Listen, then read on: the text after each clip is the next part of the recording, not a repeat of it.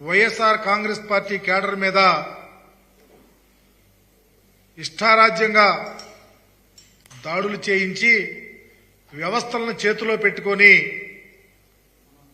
ఎన్నికలు జరిగిన నేపథ్యంలో కొత్త ఆలోచనకు వచ్చేశారు. వైఎస్ఆర్ కాంగ్రెస్ పార్టీ అధికారంలోకి వచ్చేస్తుంది, ఏదో ఒక రకంగా గుడ్డగాల్చి నెత్తినేయాలా, పార్టీని గాని నాయకులు గాని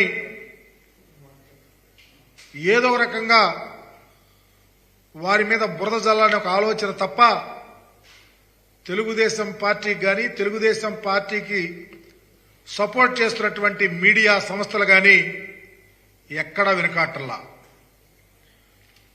ఇదిగో లక్షల ఎకరాల అసైన్మెంట్ భూములు కొట్టేసేందుకు కుట్ర అంట. నేను అడుగుతా ఉన్నా, సిగ్గట్టా లేదు ఈ పత్రిక యజమానికి అడుగుతా ఉన్నా.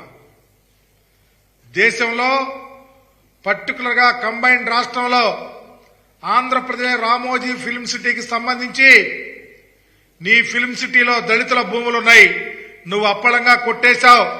ఏ రోజన్నా నువ్వు ఈ పత్రికలో ఎందుకు రాయలేకపోయావని అడుగుతా ఉన్నా. జగన్మోహన్ రెడ్డి గారు అసైన్మెంట్ చట్టాన్ని తీసుకుంది ఆషామాషిగా తీసుకోలా. 2003కి ముందు 20 సంవత్సరాలకు ముందు ఏ దళితుడైతే భూమిని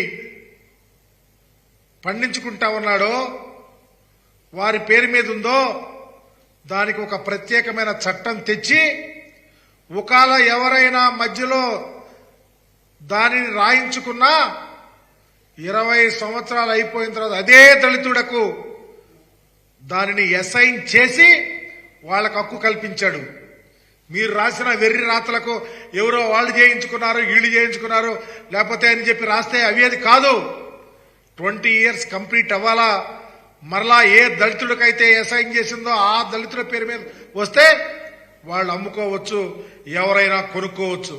ఏదో నాగార్జున ఇంకొకళ్ళో రాయించుకున్నారు చెప్తా ఉన్నారే, అవన్నీ అభూత కల్పనలు.